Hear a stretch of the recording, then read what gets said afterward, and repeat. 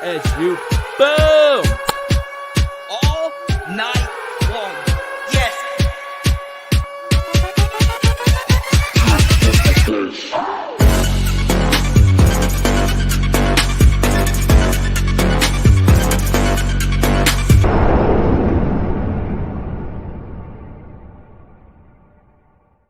Let's freaking go!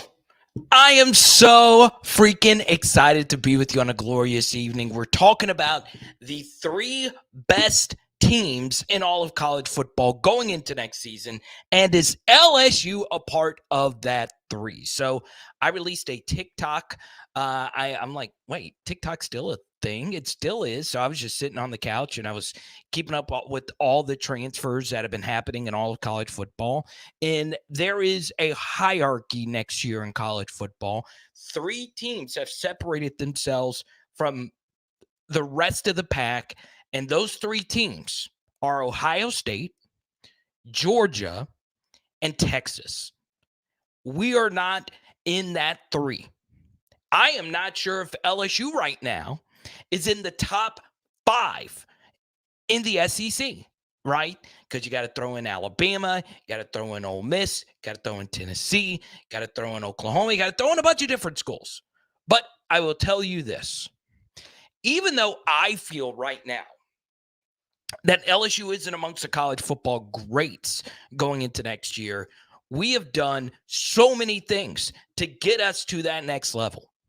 And even though Brian Kelly doesn't have LSU there right now, hopefully a few more transfers goes LSU's way. It was a tough weekend for transfers as Trey Amos decided to go to Ole Miss over LSU.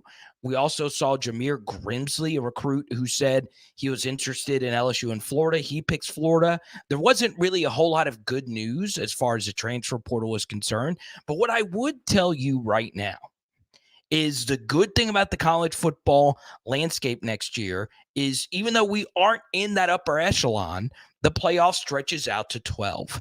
And when the playoff stretches out to 12 in a tougher conference going into next year with a lot of different guys that we have to replace, I will take a college football playoff appearance. Okay. I do feel LSU needs to get back to that level, and to get into the college football playoff, the goal next year is to make sure you don't lose less than 2 games, okay? Or more than 2 games, excuse me. So really excited about LSU and their future going into next year, okay? Now, I will tell you this, all right? The next thing I want to get into is the Joe Sloan decision. I also want to talk about Terry Bussey. Let's start with Terry here. Obviously, a big decision coming up in February. Obviously, Texas A&M feels as if they're in the lead. They still hold his commitment. There is some feelings out there that Georgia read a report today on 247 that they could come in to the Terry Bussey sweepstakes and find a way to get him here at the death.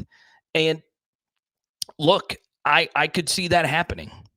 But for right now, I still feel pretty good about LSU's side of things here for a guy that could play both ways at the Division I Power 5 level next year.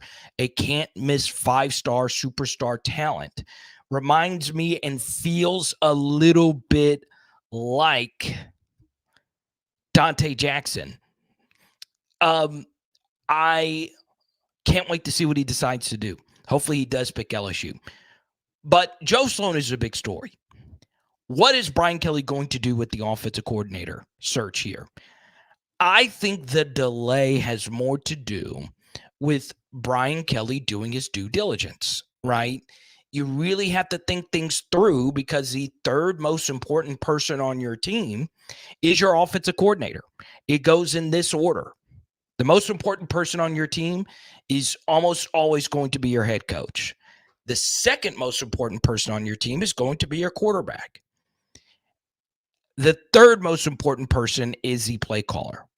And it's like that at the NFL. It's like that at most levels of football. So for me, this is a big decision. Joe Sloan doesn't have the same wealth of play calling experience that Mike Denbrock had or other offensive coordinators out there had. So for me, I think it's just Brian Kelly thinking things through, doing some potential interviewing, but I do feel Joe Sloan's going to be the guy. One thing to include this week, Joe Sloan and Frank Wilson flew up to Michigan to meet with Bryce Underwood. So I don't think you do something like that unless you feel or unless you think Joe Sloan's going to be your offensive coordinator going into next year. So really excited to see what's going to happen there. Now, we say hi to Tony, TOV. Jared was first in the chat this evening. LD88 was as well. Michael Terry, good to see you. Looking at the playoffs, it seems like JD5 stock should be rising fast. Absolutely. Pretty much every quarterback left in this thing has the ability to run. Jaden, of course, is a better runner than pretty much anyone in the playoffs right now, not named Lamar Jackson, and he's probably around that level. In terms of pure speed, he definitely is. And look, I delayed tonight's live stream because this was one of the biggest playoff weekends in NFL history, and they did decide to put that Chiefs-Bills game. I know all of you were watching that game. What a great finish. And once again, the Buffalo Bills choke. For my old schoolers, you know all about wide right. It happened again with the Buffalo Bills. What a sad franchise. I feel really bad for our Buffalo Bills fans having to lose 4 consecutive Super Bowls, have a human cyborg at quarterback just to lose in the divisional round yet again at home. At home. Joe Burrow got you last year. Patrick Mahomes gets you this year. Okay. We'll see if Lamar Jackson can get it done next week versus Patty Mahomes. All right. So look, I got to be real with you. College football, the playoff system, the sport is still better than the NFL, if you ask me.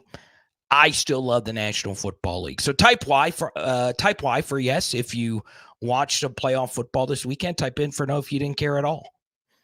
Also, shout out the LSU women's basketball team. One of the more dominant efforts you'll see this season. They blew the brakes off of the Arkansas Razorbacks.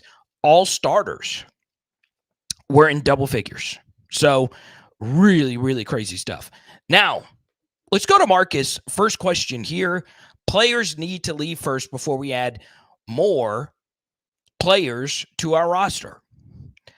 Our roster is overflowed right now. And there will be some very difficult decisions that will be made. Okay? What I would tell you, okay, and I do think this is very, very, very important. They know what they're going to do with the roster, okay?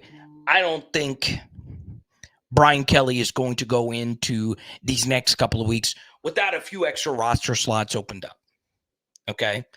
And truth be told, I don't think Brian Kelly, and this will come off wrong, and so be it. This is part of doing stuff like this. There are still a lot of non-contributors on this team that are taking up scholarship spots.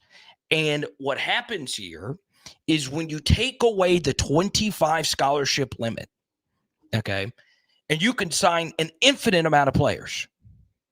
You truly, and if any team wanted to do it, they would be well within their right.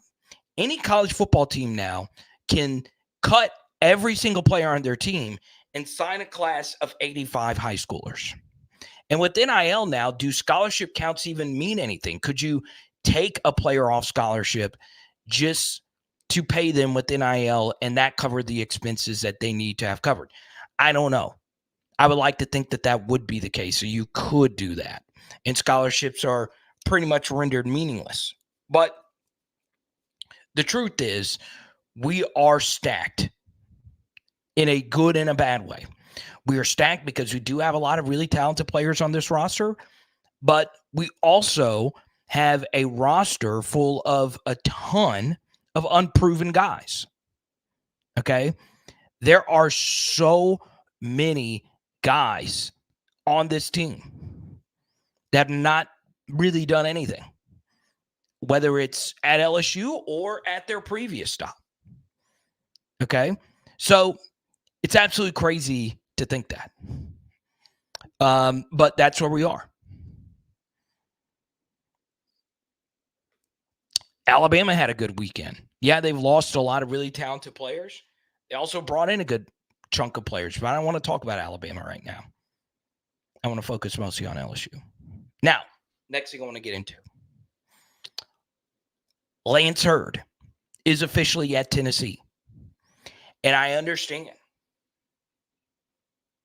that we want to trash him. And I understand that you're going to accuse me of being friendly with him because he's been on our channel, and I totally get it. But I think a lot of people are overcomplicating his situation. Okay? He wants to start. He would not start next season on this LSU offensive line. He would not start. You're not benching anybody on that offensive line for Lance Hurd unless he wanted to play center. He's not a center. If you wanted to move Emory Jones, because he is the most versatile offensive lineman, to center, then sure, let's try it. You know, Emory Jones is one of the highest graded LSU recruits I've ever scouted. And part of it is because I really do feel he could play any of the 5 positions. But that's not going to happen. Okay? Lance Hurd wants to start. He knows he could have gotten paid to go anywhere. And Tennessee's offensive tackle play this year was bad. How do I know this?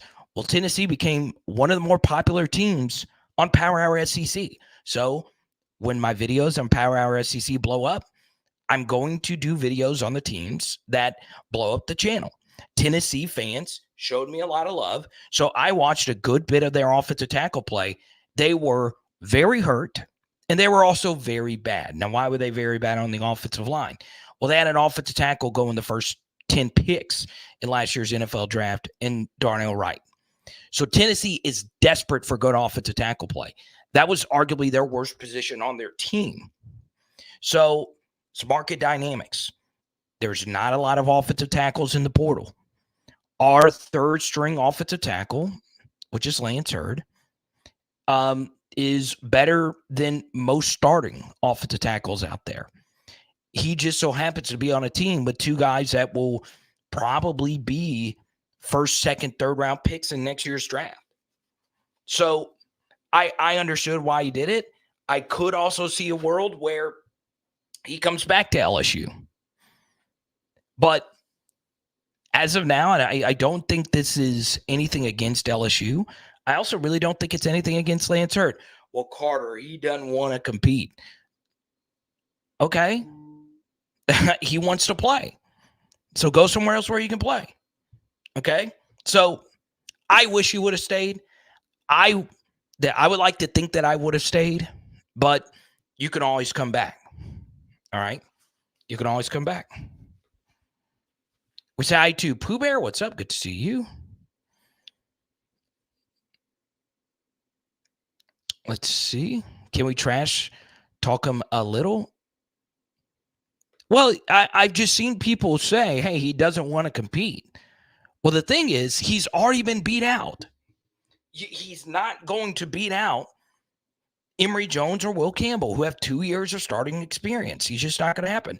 Now, he would have been the first player in if somebody got hurt, regardless of position, outside if it was a center. But, you know, you're not guaranteed that. Now, let's give out some more Jaden Daniels photos here. Let's see. Actually, let's give this one out tonight.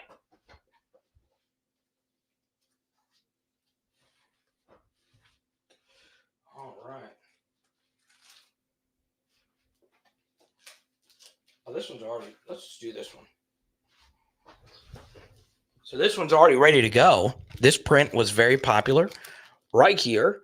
And this is a 2-sided one. We'll give this out. First $50 super chatter gets this Jaden Daniels. These are actually 2 different prints. They go great on your wall. And we're going to get that out tonight. Okay?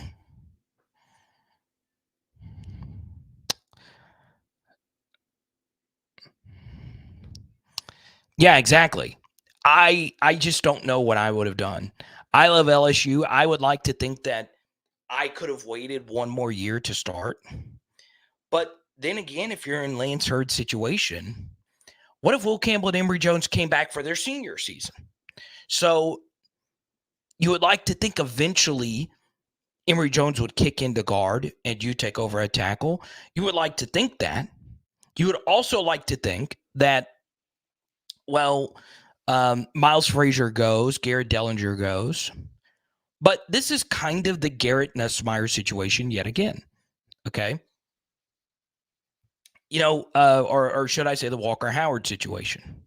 Walker Howard said, look, I didn't know if Jaden Daniels was coming back for his senior season. If Jaden Daniels would have gone to the NFL, like quite a few of you wanted him to do, Walker Howard's never transferring to Ole Miss. Okay. It's kind of the same thing. Now, next thing.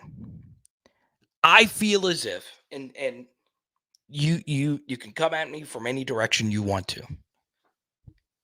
I think the LSU offensive line has a chance to be one of the best position groups in LSU history next year. Now, the center battle should be interesting. You would like to think DJ Chester is winning that battle. Okay. What happens? What happens to the LSU center battle? I don't know. But I think the LSU offensive line could be so good next year that this becomes the best unit we've ever seen on the offensive line at LSU. So the potential there is really high. So, yeah, it does suck. You lose a 5-star, but so be it. Now, next thing. Do I think LSU recruiting will continue to get better? Yes. It's already been elite. 2025 class is going to be amazing. 2024s, we loaded up on offensive linemen. 2025 might not be as good of an offensive line class as 2024 or any of the previous classes, but that's why we loaded up in 2024. Okay.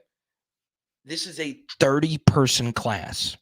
That's just the high schoolers. Absolutely crazy stuff. Crazy stuff. This running back room has a chance to be really good. Okay. It really could be special. Caleb Jackson very much could be that guy. He has some Fournette flashes when you look really closely. So I'm excited. Now, let's go to Reaper. He says, pass blocking, they're great. It's run blocking they need to work on. We will run the football more next season. I would agree with you, Reaper. One thing I would push back on, though, is our run concepts need to get a little bit more creative. I felt watching our run game at times, our runs would be dead from the start just based on our alignments. Okay, and they did a really good job, defenses, of keying our runs. Now, we were able to work around it because we were elite everywhere. Okay, so yeah, Joe Sloan, if he is a guy next season, our run game needs to be more creative. It does. Okay, because I do think they keyed on us a little bit. Now,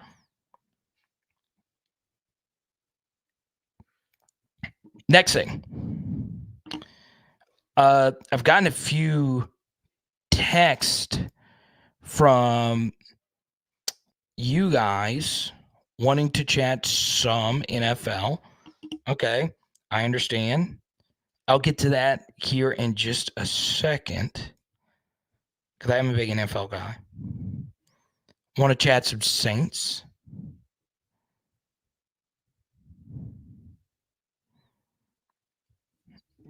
But we can do it all. We can do it all.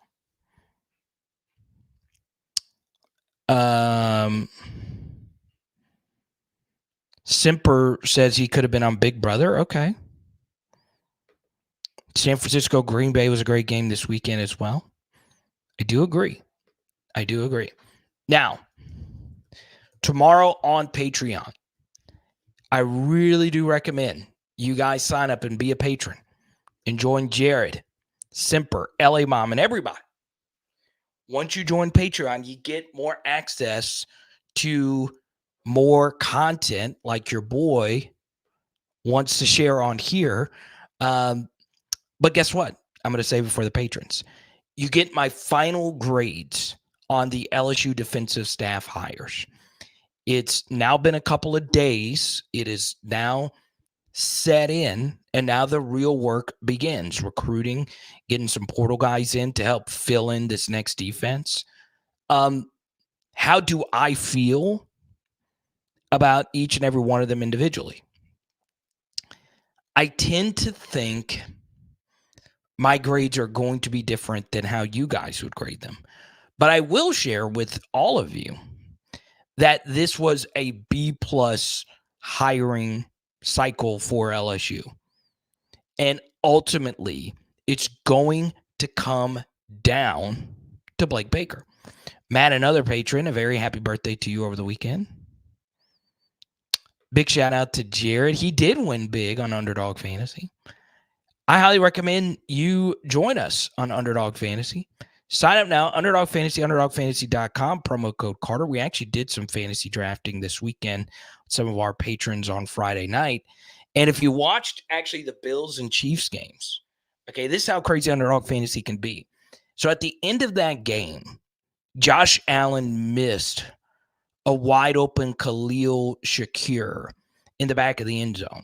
And if he makes that throw, the Bills are probably winning the game, but Allen missed him. Okay. He wasn't able to fully step into the throw. If he would have made that throw, that would have won me about $500. But instead, I just won 60. That shows you how razor thin the margins are. And I am a very middle of the road fantasy football player. I'm not that great at it. I would think that I'm good at it. That's why you should go sign up for Underdog Fantasy right now. You could join these contests. That opportunity only cost me, I think it was a $4 draft. I don't do much partnerships, but I do one with Underdog Fantasy. Sign up, promo code Carter. It does go a long way. Okay. So welcome in DeMarquise London, or DeMarcus London. Welcome. I've seen you in here before. Welcome back.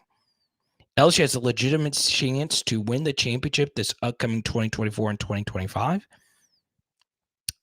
So I go back to this. I've made this point a few times.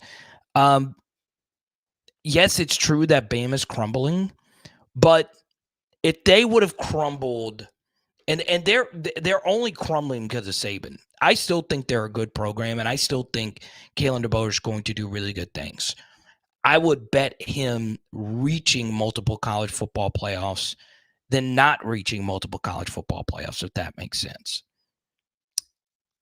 The issue with Alabama going down is there's not as much importance on the Alabama game for LSU from this point forward because of the expanded playoff. So it's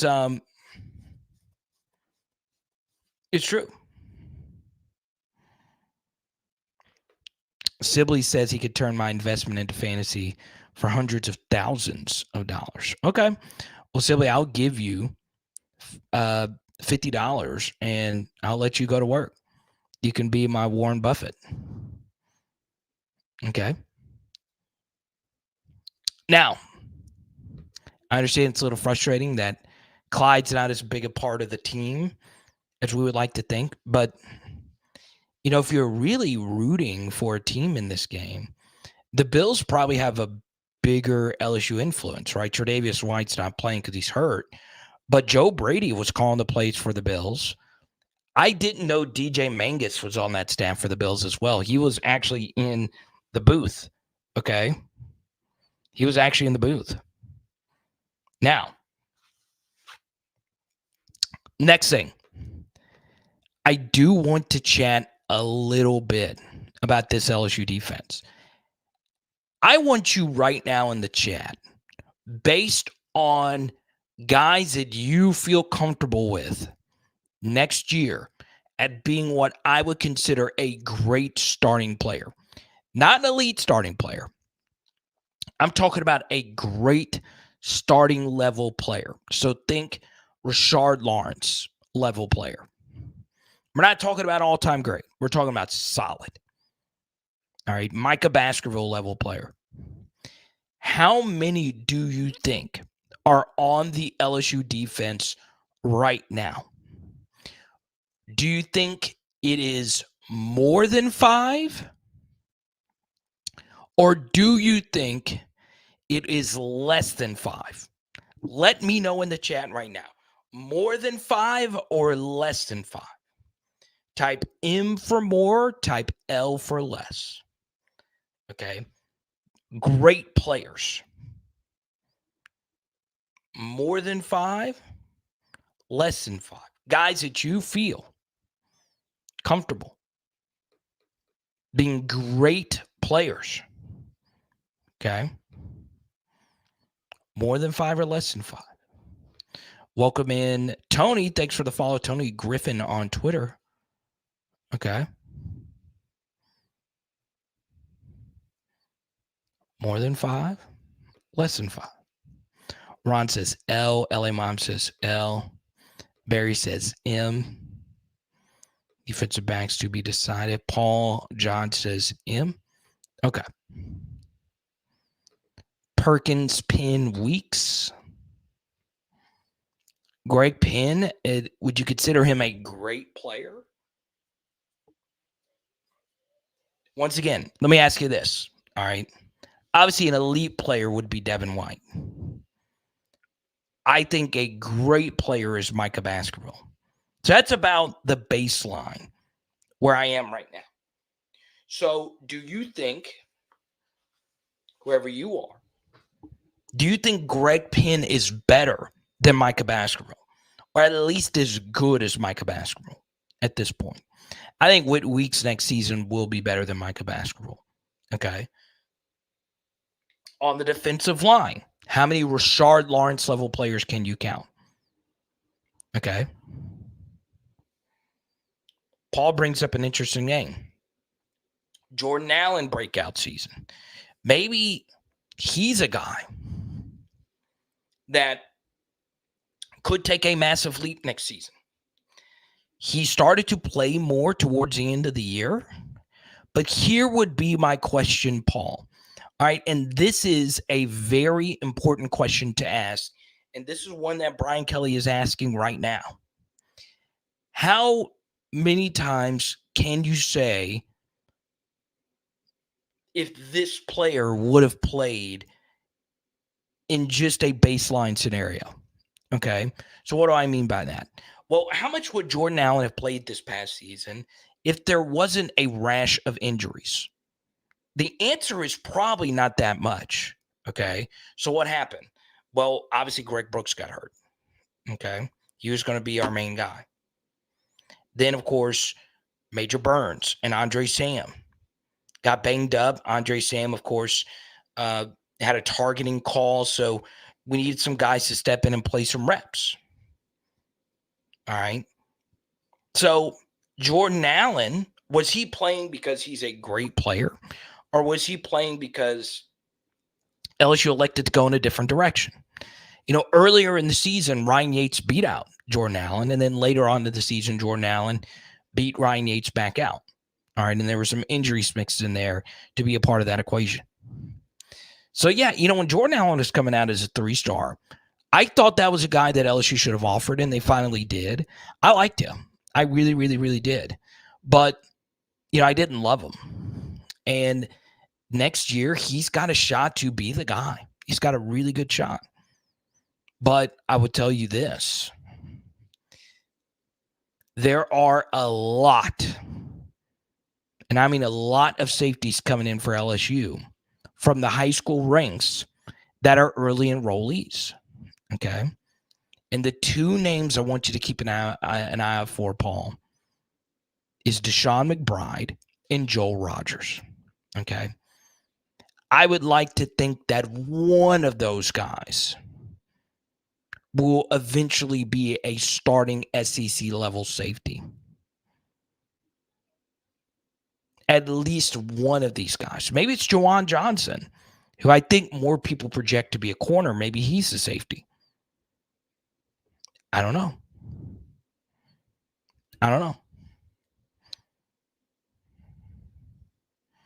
So Paul feels Jordan Allen should have been starting ahead of several guys. Okay. So tell me this, Paul. Who should he have been starting ahead of? I'm interested. Let's go to Carvis here. Very sharp football mind. He says Deshaun, Womack, Braden Swinson, and Savion Jones. Okay. So let's go through each and every one of these. Of these three, and this isn't close, Swinson was by far the best player. He's also the oldest. He also has more big game experience than these other two. Swinson's best game of his college career was with Oregon, right? Oregon went on the road and beat Ohio State, and he had a pretty good day. Okay. He was going up against CJ Stroud. He was kind of good, right? I think a lot of you feel Savion Jones was misused this year, and I tend to agree, right? And I don't think he was misused in terms of where he should play, because in the system, the only role he really could play was that role. I just hated that role in the defense. I think that position is the one where Matt House struggled the most, okay? He just could not figure out what to do with the end opposite the jack, right? We would line that player up in a variety of ways, and we never got production. And if you're not getting production, you're hopefully getting some type of activity, whether it's eating up blocks or setting the edge and all that stuff. But we didn't get that either. So it was an issue. It was an issue. Okay.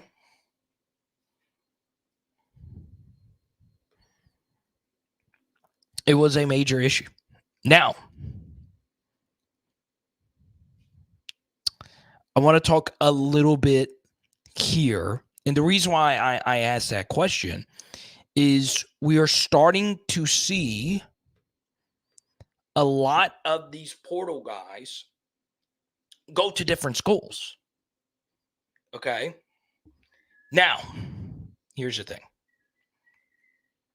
We're never getting Caleb Downs or anyone like that. But it's starting to become very common that we're not getting any of the big portal guys. All right. And one thing I do want to mention is a lot of the portal guys are going to the same place. Guys that would start for us. All right. They're either all going to Ole Miss. They're all going to Texas. They're all going to Ohio State. They're going to Georgia. And we're not getting those guys right now. All right. I think there is a reason because, well, we didn't have coaches in place on the defensive side of the football. But now we really got to ratchet up and get some guys because right now we're just not ready. I also do think, though, all right, and take this for what it's worth. I feel there is a bigger piece of Brian Kelly who feels like the guys that he has are good enough, but the system wasn't good enough. Okay. And I don't want to get into, and we touched on this earlier. Marcus says we don't have room for them. You make room. It's not that hard to do. Okay. And we can get into the ethics of that. You can always make room for greatness. Okay. You always can. Chase says, I feel we need the defense to be good. Think the offense will carry us across the finish to the playoff. To win, the defense needs to become great by the end of it. I do agree. All right, Matt, we'll see you. See you in the Discord, man. Thank goodness we don't have to play Texas. We do. We'll be seeing them in Atlanta for the SEC championship game. Mark it on your schedules. The Austinites and the Baton Rouge folk are going to the ATL. And I know that's the longest trip. We probably had two of the longer trips to get to Atlanta, but we're going to be there. LSU, Texas, for the whole shebang. I wish. It's going to be hard to beat Georgia next season. Okay. Let's go to Sibley, our first super chatter of the evening. Carter, have you heard that a future SEC rule will state that a player will not be allowed to transfer from one SEC school to another? Thus, players can only come from outside the conference. Okay. Let's get political here for a second. Will we ever see a rule that will prohibit players from going from one conference school to another conference school? It would be very hard to get to that point. Now, how do we get to that point? Well, the players collectively bargaining that we get to this point. Okay? That's how these restrictions and all of that works. Because what a lot of the people out there, all right, that are on the political side of this are arguing is if they aren't employees, it is against the law to prohibit players from going from one school to the other or against the rules or whatever it is. I'm not smart enough to fully understand it. So simply for it to ever get to this point, okay, the players would need to come together, form a union or whatever, and set rules in place to where you say to play in the SEC, you are not allowed to go from one school in the conference to the other. Could we see a rule like that in the near future? I think you could. What I would tell you, though, is it's highly unlikely because of this reason. The SEC is about to get large. The SEC is about to get larger and in charger like we've never seen before. Okay? And I think it's going to get even more competitive to keep coaches from going to one school or the other. Well, if you could prohibit SEC to SEC transfers, then that would limit the player, right? Because what if a coach decides to go from Tennessee to Alabama? Well, there's going to be a lot of players that want to go with the coach from Tennessee to Alabama. And what do you do about that? Okay? What do you do about that? So the only rule I think, Sibley, that needs to be enforced, and I think this isn't that big of a hurdle for players to clear, okay? This drives me nuts. Drives me nuts. I feel you should be allowed to transfer one time. And that's it. Unless you graduate. I don't understand how that's not just common sense. Okay? If you truly want us to believe that players are there to go to school and play football, then at least make it an academic incentive for your mobility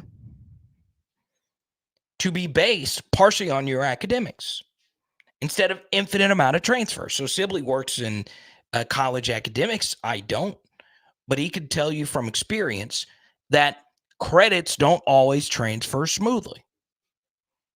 Okay? Credits don't always transfer smoothly from one school to the next. So if you're bouncing around from school to school to school to school, it makes it that much harder to graduate. Graduate champions, right?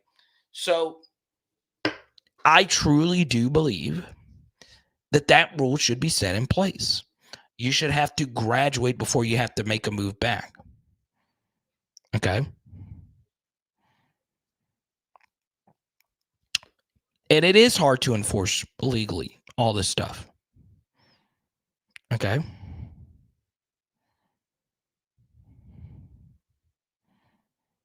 How often can non-athletes transfer? Well, if you're a student, you could transfer as many times as you want if you academically qualify and the school accepts you. Okay.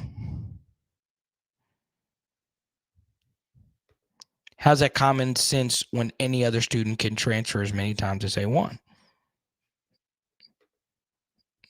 Well, it's common sense because if the reason why you're transferring is football, then that's not the point of why you're in school. So if you're a student and you're transferring from school to school, sometimes it's because you're flunked out. Sometimes it's you're homesick, but you're doing it to get a degree. That's why you're in school. If you're transferring for football reasons from school to school to school to school, then you're just bouncing around for no reason. Okay. Welcome, Brian. This is one of the PHLers who I knew in school. Good to see you. Am I crazy to think Ole Miss have put together a legitimate contender for next year? I think you also responded to me on Twitter about this. I think so. I still think that they're a tier under Georgia, Texas, and Ohio State. Okay.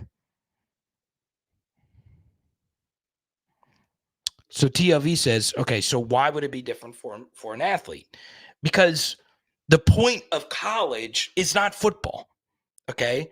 If a non-student is transferring from one school to another, okay, they're doing it for academics. Okay. Or they're doing it for some other reason, right? But they're doing it because they're a student. All right. If you're transferring from school to school as a football player and you're doing it for football reasons, then why are you doing it? You're not doing it for school reasons.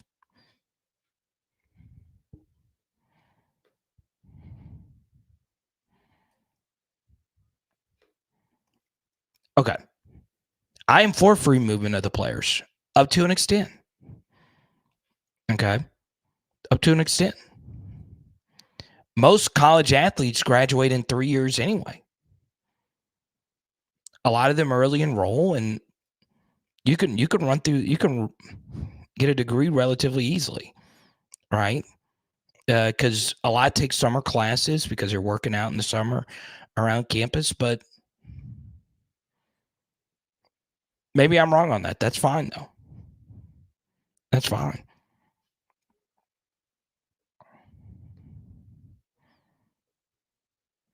But I do think transferring is a gazillion times as bold. Okay. Trust no kicker. Yeah, the kicker strikes again. It struck in the Green Bay game. You want to know what's interesting? Like, all right, so Bass missed a field goal to tie the game versus Kansas City. At least he's a good kicker. Green Bay's kicker is a rookie kicker, Anders Carlson. Anders Carlson is like the younger brother of another kicker at Auburn. He sucked in college. Anders Carlson was not a good college kicker. Okay? He is not a good college kicker. What makes you think he's going to be good in the NFL?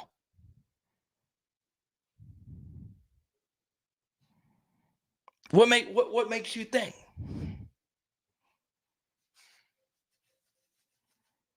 Makes no sense to me.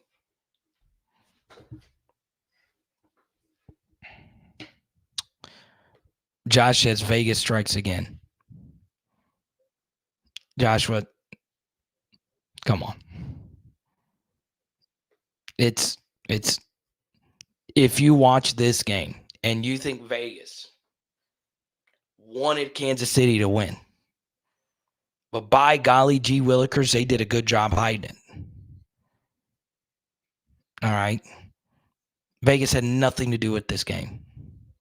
Or the fix is in. they overturned the most controversial call in the game.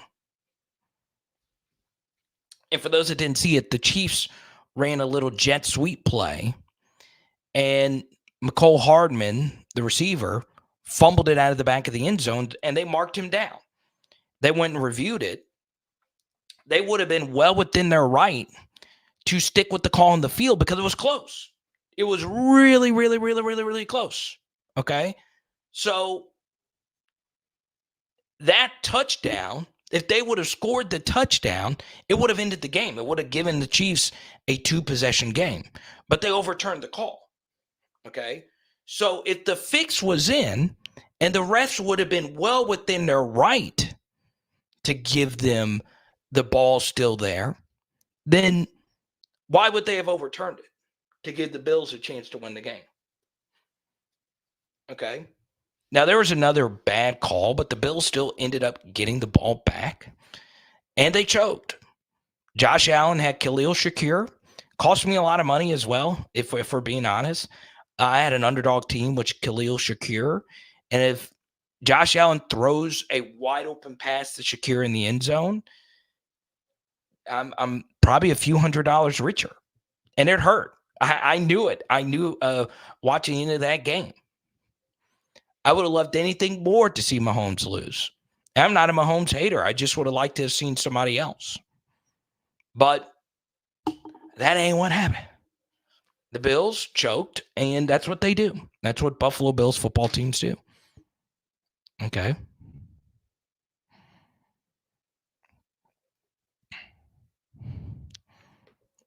Taylor Swift is bringing ratings.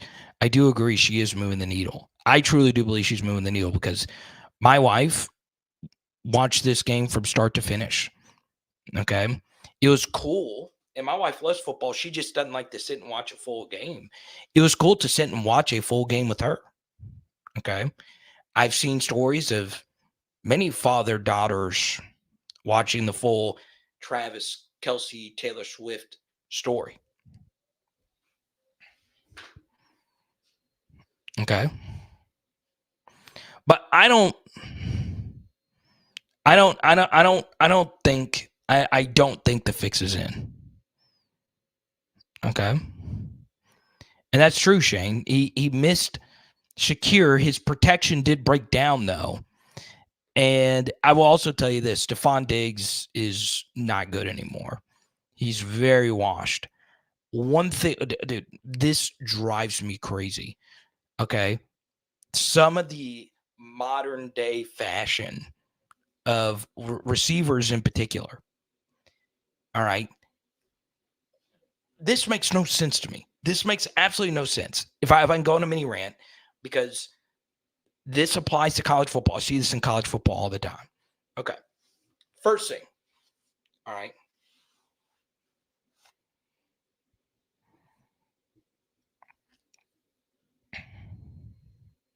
First thing. The baggy undershirt. If you're an offensive lineman, it has no effect on you. The baggy undershirt has no effect on you. If you're a defensive player, it has no effect on you. But if you're a receiver or a running back or a quarterback, why do you have a baggy undershirt?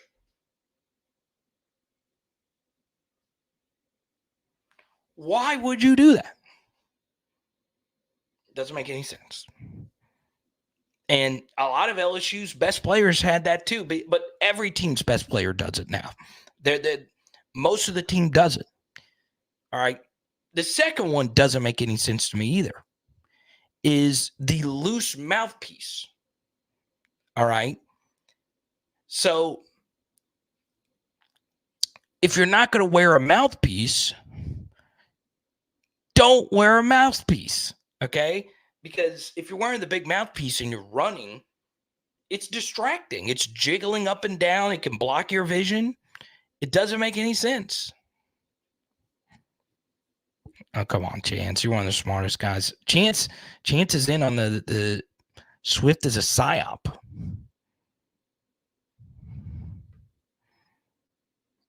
I don't know if you're kidding or not, but so be it.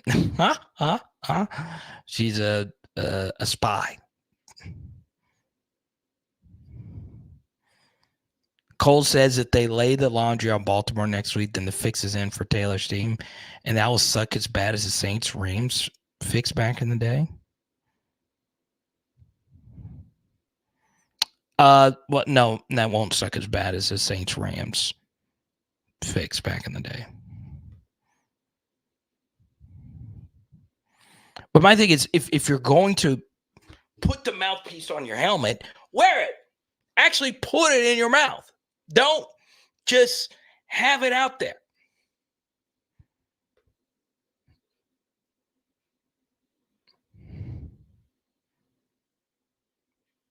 So, Tommy, good to see you. He had Travis Kelce on his fantasy team, his underdog fantasy team. We say hi to Joshua on Facebook. Good to see you.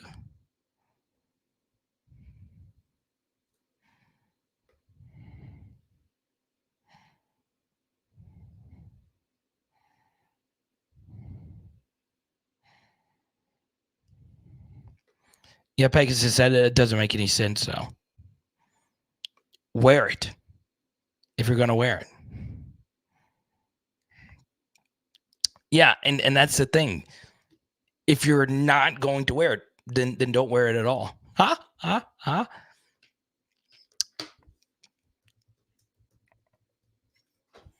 Now, next thing I want to get into.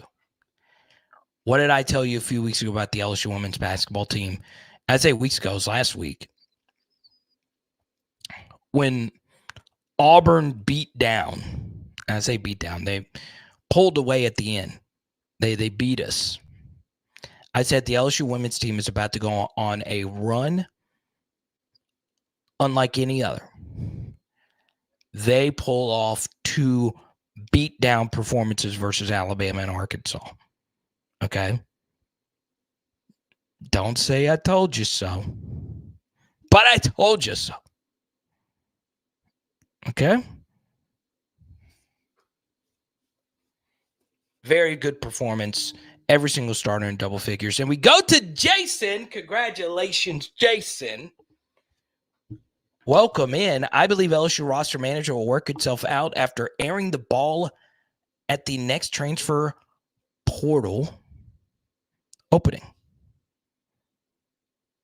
After spring ball at the next transfer portal opening. All right, everyone show some love for Jason. He is the winner of our Jaden Daniels giveaway. Thank you so much, Jason. I deeply appreciate that. Jason, please shoot me an email, powerhourlsu@gmail.com. We're going to send you this double-sided Jaden Daniels photograph. Okay.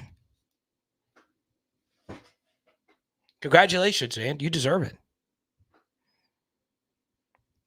I've had 2 big super chats. JSB had 1. Jason had the other. And let's keep giving fun stuff away. All right.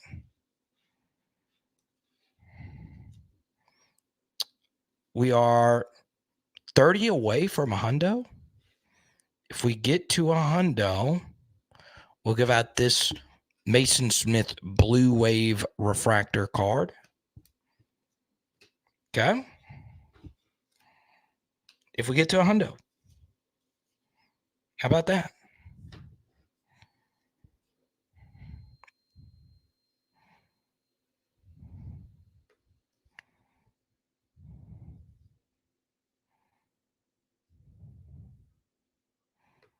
Now, LSU versus South Carolina this week. We will adjust our live stream for Thursday because of the LSU women's basketball game. And I'm also calling some college basketball games this week. Schedule getting moved around a little bit. I appreciate a few of you tuned in to my call earlier this week. That was a lot of fun. I said earlier this week. It was yesterday. It was supposed to be earlier in the week, but it got moved to yesterday. And I got to call a buzzer beater, and that's always really cool. So be on the lookout. We're going to move some things around potentially this week. Thank you so much, Jared. So now we're only 20 away from giving out a Mason Smith Blue refractor. Sibley says he might fly in to see South Carolina if he could find a ticket. Man, I wish I could. I wish I could as well. Let me see. I kind of want to go.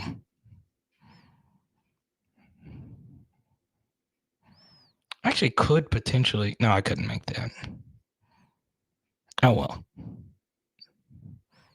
You win some, you lose some.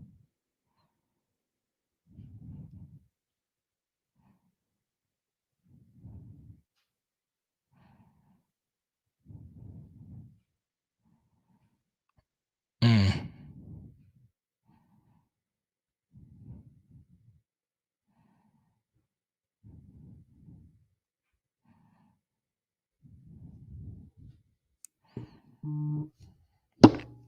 Shane, thank you so much. So we got there. Appreciate you. Thank you so much, Shane, on Facebook. That's awesome, man. And Shane, you get to pick the next topic. Go right on ahead. Are we going to raise the goal to 2 hundos? Hey, I'm down. I'm down. That's true, Jared. My super chats have actually gone down some and inflation has gone up. But hey, my actual YouTube numbers are actually doing really well. So I really appreciate that. And that's all gravy. All right. Appreciate you, Shane. Any topic you want to get into, Shane, let me know. And we'll go straight into it. Now, we get to one thing about the NFL playoffs.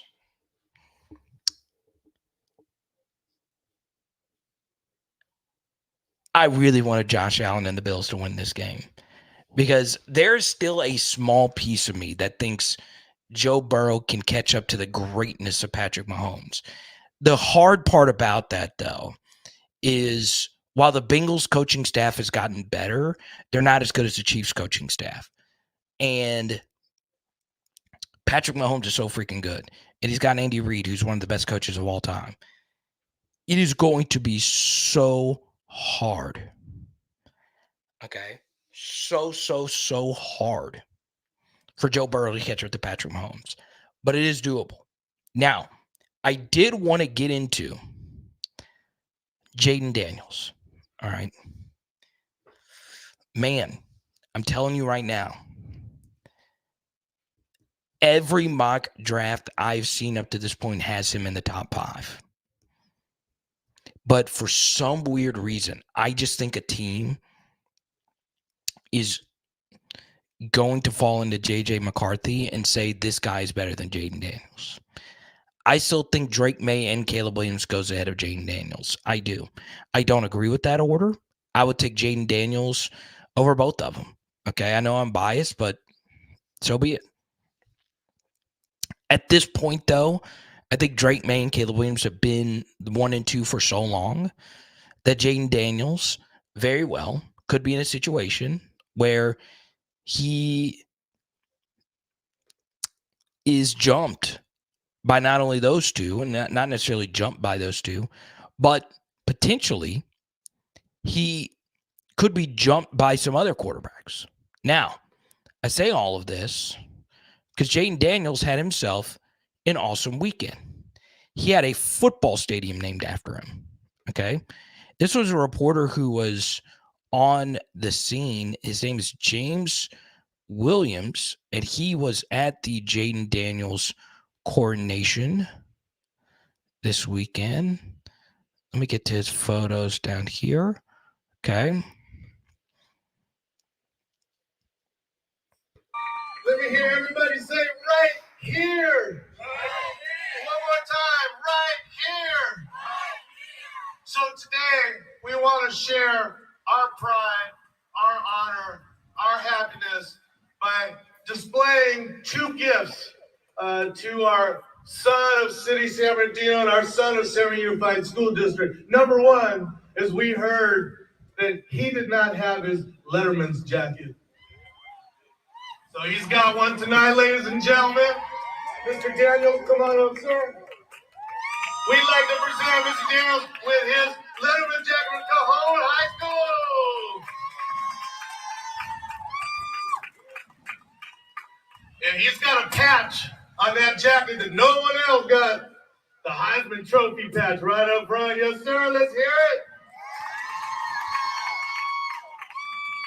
And on behalf of the Board of Education, the superintendent, cabinet, and everyone in the San Diego City Unified School District, we want to show how proud we are and how honored we are. And so, Mr. Daniels will be with us forever and ever as we name the stadium after Jaden Daniels. That's crazy. We love you, Jaden. You're with us forever. Congratulations, man. Big round of applause for Jaden Daniels. Look at that stage. I mean, that stage was fantabulous. That is some awesome stuff. So big shout out to Jaden Daniels. Now, I want to dive back into this topic right here. Don't forget, Jason, please email me with your address so I can get you your Jaden Daniels photos. All right. I believe LSU roster manager will work itself out after spring football. This drives me crazy, Jason. Just drives me crazy. I am all for any player having a chance to live their dream at any school, okay? But I think if you're not getting considerable playing time, and if you're not on the 2 deep by year 3, you got to go. You got to go somewhere where you can play, okay? Now, if your dream is to just play football at LSU, I get never leaving, all right? Because you're living the dream, right? There's a big benefit of playing for LSU your entire college career.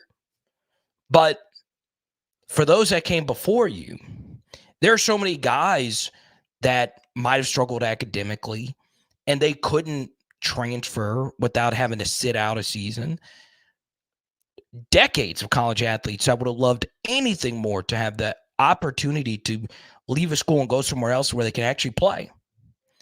And the thing that always interests me about transfer portal destinations, if I am at an elite school, the one thing I want to do if I'm transferring from that school and I only have 2 years of eligibility remaining or less, or if I have 2 years to play 2, where there really is no room for error,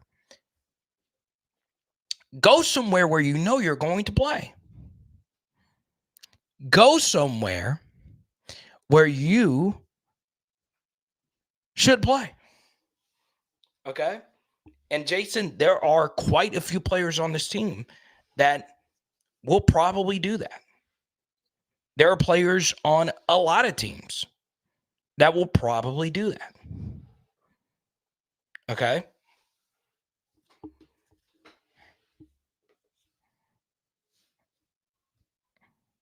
And I do agree with you, Jason. I really, really, really do think so. Now, we go here to Shane.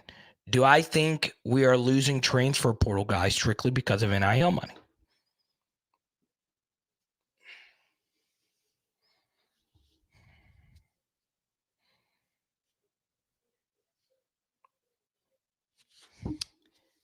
Yeah.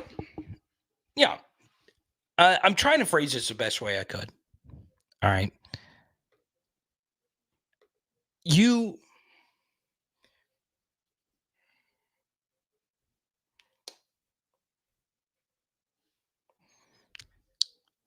know, we don't know for sure if so-and-so is getting X amount of dollars is true or not.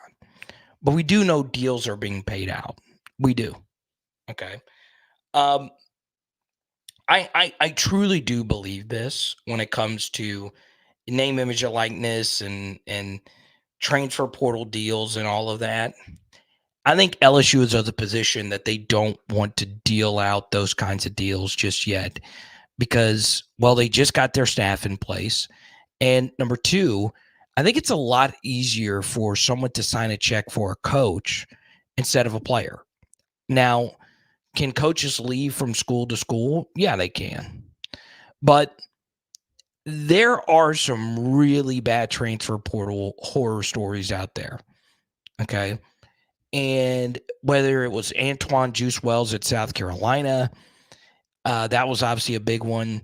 I also think one thing, Shane, is LSU, rightfully or wrongfully, soured a bit on the portal this year because of how poorly it turned out for us.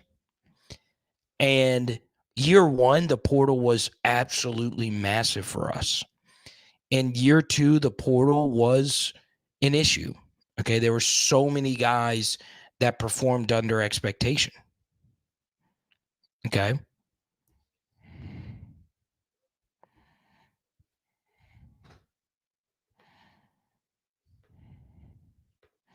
Sibley says, Carter, sometimes it's the networking when you finish that works. After college, networking for business opportunities is very important. No, absolutely. But if your goal is to play and there's not really a path forward for you to play, then go somewhere where you could play. I mean, this isn't an LSU thing. This is an everywhere thing. Okay. If you're at LSU or if you're at Alabama or somewhere like that, and you just transfer to another elite school and you've either not really played all that much or you're walking into an extremely crowded room, what are you doing? Okay. What are you doing? Go somewhere where you can play. Okay. If you can't go somewhere where you know you're going to play a lot, then don't go. Okay. I'll tell you this. You know, I will always be a big fan of every player that plays at LSU. But when you do what I do full time, you do begin to cheer for players that go on your channel. And Jack Besh has been on the channel before. I'm always going to be a Jack Besh fan because he was a phenomenal player at LSU. His true freshman season, he was really good. Year two, his role change, injuries happen, and so on and so on. But do you think Jack Besh this season would have preferred to stay at LSU or go to TCU? The answer is pretty simple.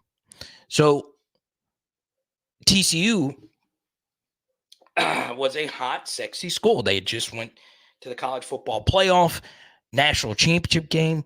They were a high-flying offense, but the quarterback changed, and a lot of other portal guys came in, and it made the room very crowded. Okay? So, you know, there's no way he could have known that. He committed relatively early to TCU, but it's wild. It's wild that it didn't work out for him there because he was one of the best receivers in the SEC as a true freshman. Okay. Good point right here from Paul. I love this move for Shaz Preston. Okay. I was always kind of in the middle with him as a prospect. But if you're at Alabama and you're not playing at Alabama, I understand Alabama is one of the pinnacles. Knock it down a level, especially on wide receiver. Go somewhere where the room's probably not going to be as competitive, and Tulane is definitely that.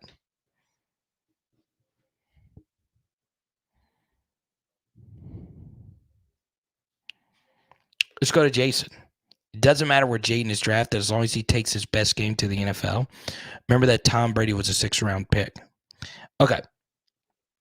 I agree with you at quarterback. It doesn't matter as much because a quarterback is a little bit more of a one-off position. Okay. But draft capital still matters. All right.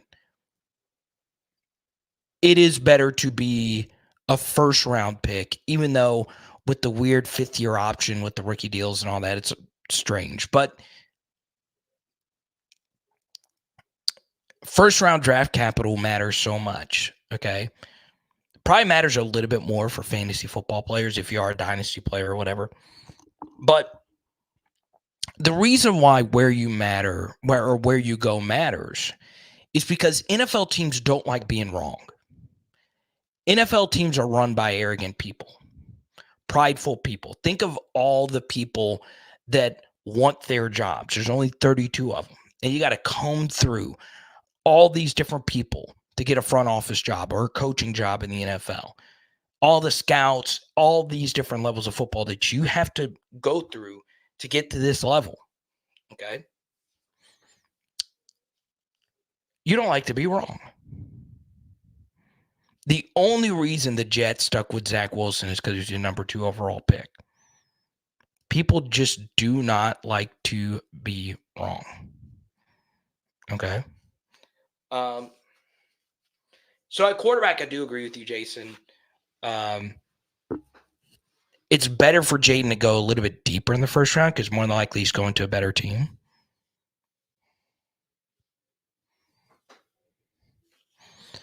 And as Sipper points out, you don't want to go first overall.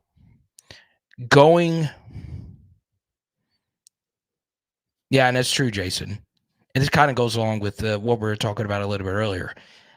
I think there's going to be one team that falls in love with J.J. McCarthy, and they're going to take him over Jaden Daniels. I don't know why I feel this way about J.J. McCarthy in particular, but still.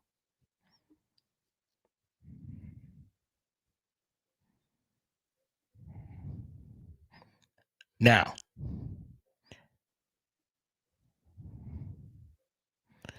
here's what we're going to do.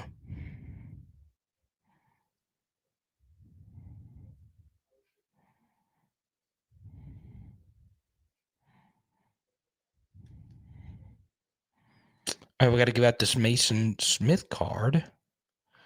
Let's give it out. Here. Did hit the 100 mark. So, this Blue Wave Refractor Mason Smith card, there's only 199 of these in existence. Okay. And the winner, this is a guy who tunes in every single live stream. He doesn't comment a whole lot, but he's here. He's always showing positive energy in the chat. He is not a Louisiana Tiger. He's actually based in a state that you wouldn't think a lot of Tigers are located. But I'm sending it to him, and he also rocks PHL gear in his profile avatar. This is going to none other than Tony the Tiger. Congrats, Tony the Tiger. You're the winner of one of my favorite Mason Smith refractors. Tony, all you got to do is send me an email, powerhourlsu@gmail.com, or hit me up on Twitter or Instagram at powerhourlsu. Okay?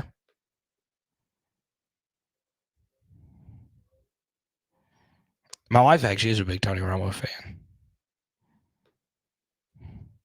Tony was really good. So, yeah, quarterbacks, I don't think draft capital is as important. But running back and receiver, man, it matters so much. I mean, like, it's honestly a major reason, and this is going to come off the wrong way, but it's okay. It's a big reason why Clyde Edwards-Helaire is still in the NFL or still with the Chiefs, because he was a first-round pick with the Chiefs, right? Teams tend to stick with their first-round picks a little bit longer, even if they don't pan out. And Clyde had some good plays in this game. There he is. Like I told you, he's rocking the PHL merch as always. They do. Tony the Tiger, congrats. Hit me up, man. We'll send it to you. Now, I won't say where, but I ate some food earlier today in my stomach. I got to be honest. So, Haley and I picked up some food from a restaurant to watch the Chiefs-Bills game. Okay? Got some food from this restaurant. And it was good. But if you ever eaten food, it is so good when you eat it. But an hour or so after the fact, you just start feeling sick. Okay? Haley was so sick. And this, right when I sat down, I didn't feel this way really at all until I started the show.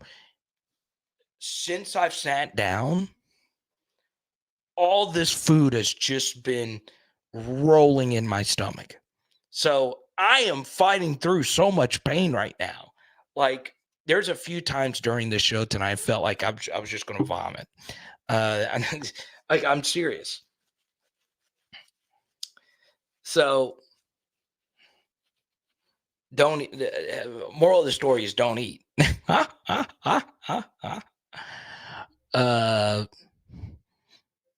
Yeah, Tony might not want you guys to know where he's living.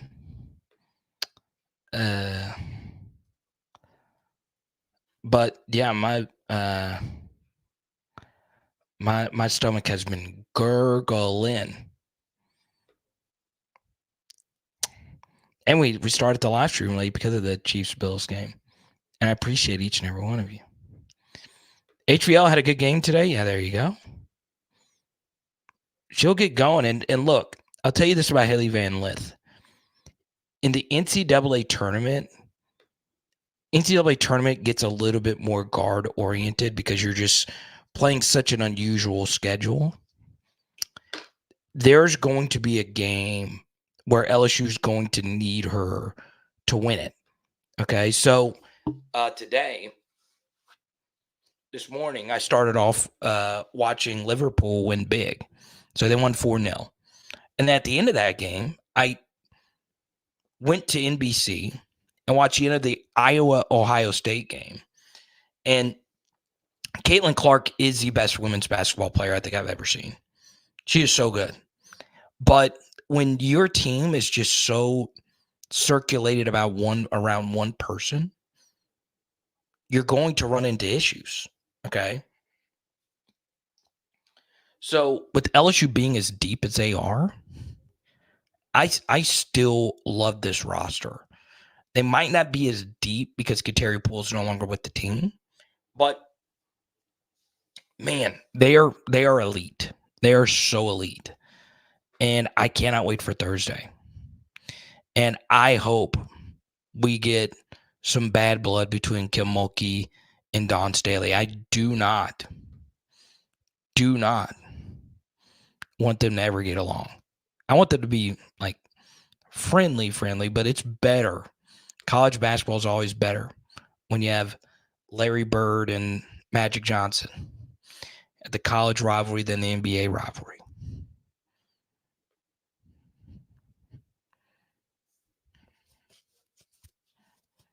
Mikey's been in here tonight. Good to see you. Let me know if you're still watching, Mikey.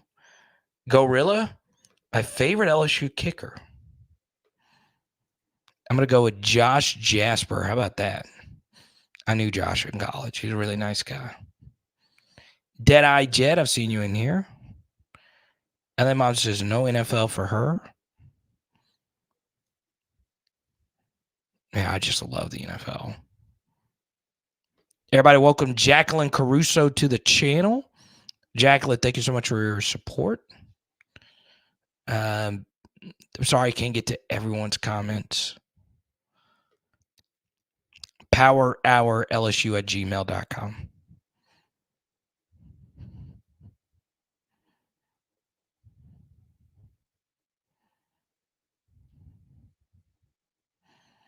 Sylvie says, Carter, you eat the right food as medicine or you'll swallow lots of medicine. That's a pretty good saying. Yeah, I don't know what happened to Cade York. Very weird situation.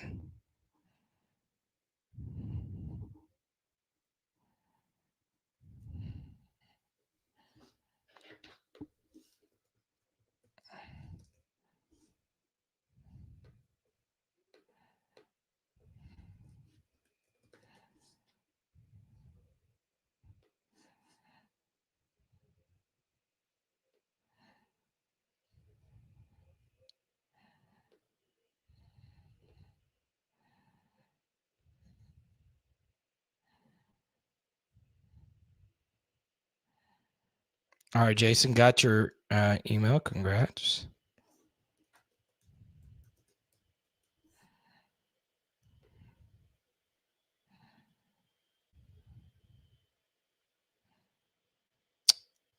All right.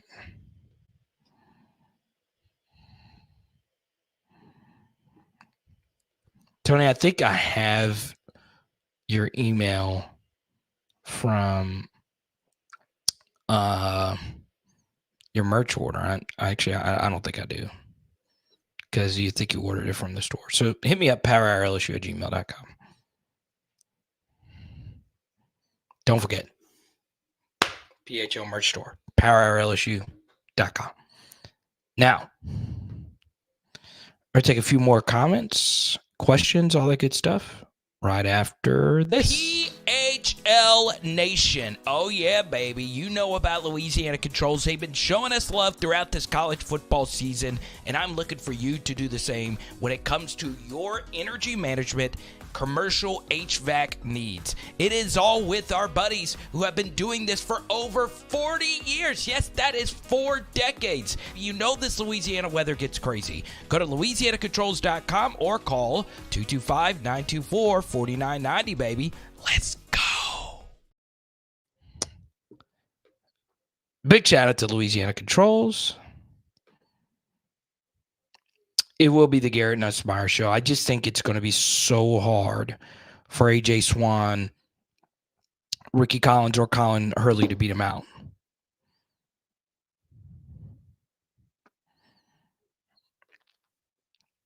Snowballs for home field advantage.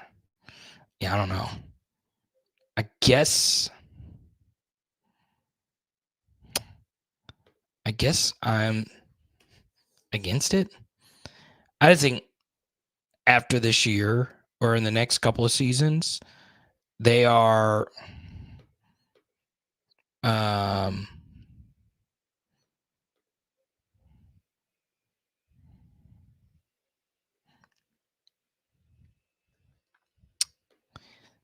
going to make every NFL team have an indoor stadium.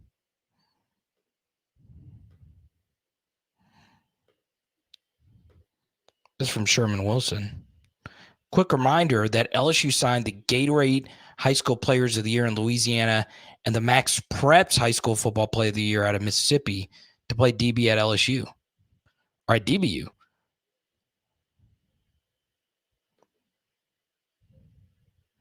Mr. Juwan Johnson right there. There's PJ Woodland.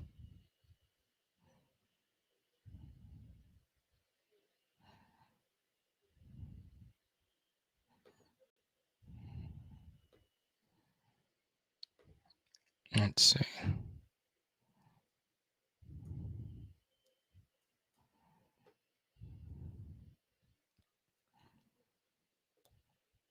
Tony lives next door to Semper.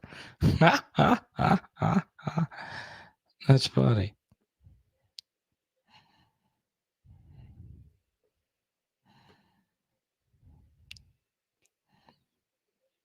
All right. Well, I don't know.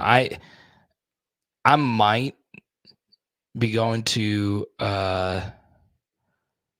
PJ, don't say that. Now that'll really make me vomit. I might be going to get some Pepto-Bismol. Like, I am really struggling here. I'm just trying to keep it together. Like, I kind of just want to say the name of this establishment because I don't like Haley got sick, I got sick, and I'm not one for outing restaurants. Okay. It's just not my thing. Okay. But I am not feeling good right now. Like, this is hard. And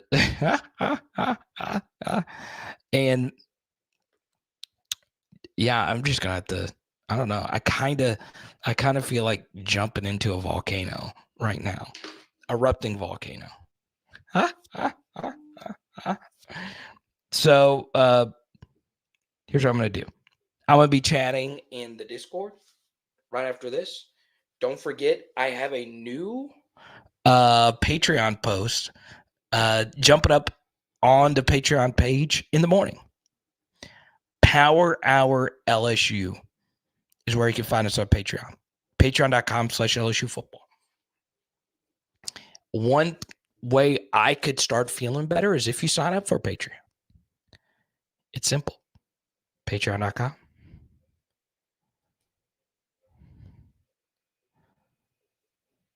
Is this a link? It'll drop tomorrow. Shout out to our top super chatter tonight. It is Jason, who won himself a Jaden Daniels photo. Sibley, Jared, Shane also stepped up. I really appreciate each and every one of you. Okay. It is Power Hour LSU. Boom.